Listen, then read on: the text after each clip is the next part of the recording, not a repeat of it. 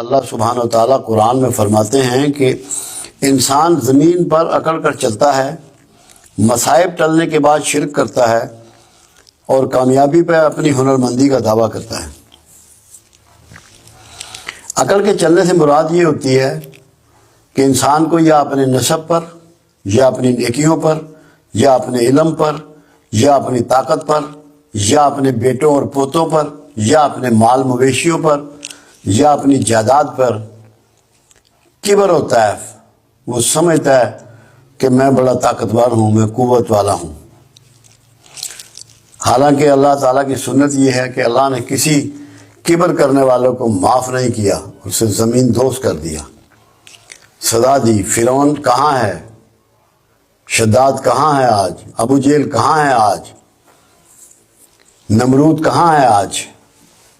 کسی کو اللہ نے بخشا نہیں ہے، تاکہ لوگوں کو چاہیے کہ اس تاریخ کو ذہن میں رکھیں اور اکڑ سے بچیں۔ اکڑ سب سے بری چیز ہے۔ قرآن نے یہاں تک کہا تو اس طرح چلتا ہے، کیا تو میری زمین کو پھاڑ دے گا؟ تو کچھ بھی نہیں کر سکتا، تیری حیثیت ہی کیا ہے؟ ایک تیری ہوا بند ہو جائے تو مصیبت میں آ جاتا ہے، تیرا پیشاب بند ہو جائے تو مصیبت میں آ جاتا ہے، تیری آنکھ بند ہو جائے تو مصیبت میں آ جاتا ہے، تیرے کان بند ہو جائے تو مصیبت میں آ جاتا ہے۔ مجبور تو اتنا ہے، کمزور تو اتنا ہے اور اکڑتا ہے۔ اکڑ کو اللہ نے باغیانہ قدم قرار دیا ہے اور اس کے لیے سخت سزا رکھی ہے۔ اکڑ کا توڑ توبہ میں ہے، معافی میں ہے، گریہ زاری میں ہے، عاجزی میں ہے، آنسوؤں میں ہے۔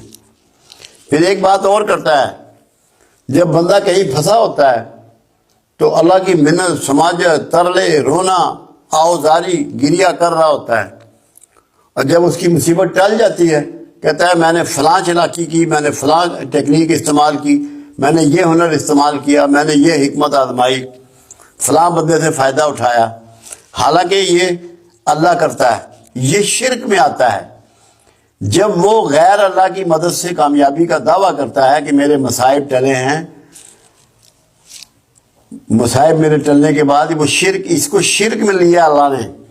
جب وہ یہ کہتا ہے کہ میں اپنی طاقت سے، اپنی قوت سے، اپنی علم و حکمت سے، یا اپنے مصائبین کی مدد سے، رشتہ داروں کی مدد سے اللہ کا لفظ بیچ میں سے اڑا دیتا ہے۔ یہ ایسے تھا کہ جیسے ایک شخص کھجور کے اوپر چڑھا ہوا تھا، اسے اترا نہیں جا رہا تھا، اس نے اللہ سے کہا کہ مہربانی کر دے، مجھے نیچے اتار دے، میں یہ کروں گا، میں یہ صدقہ کروں گا۔ وہ اترتا چلا گیا، جب زمین پہ آ کے اس نے کہا تو میں اپنی عقل سے آیا ہوں۔ تو یہ انسان جو ہے اس طرح ایک ایسے عذاب میں گرفتار ہو جاتا ہے جس سے پھر وہ اس کی جان نہیں چھوٹتی اور وہ دوزخ کے حوالے ہو جاتا ہے اور اللہ کی ناراضگی اس کو گھیر لیتی ہے۔ کامیابی کے بعد بھی اپنی ہنرمندی کا انسان دعویٰ کرتا ہے، اور قرآن یہ کہتا ہے کہ جب تو کامیاب ہوتا ہے تو کہتا ہے کہ میں نے یہ کوشش کی، یہ دوڑ لگائی، یہ محنت کی، یہ عقل مندی کی، اور جب تو فیل ہوتا ہے تو کہتا ہے یہ اللہ کی مرضی ہے۔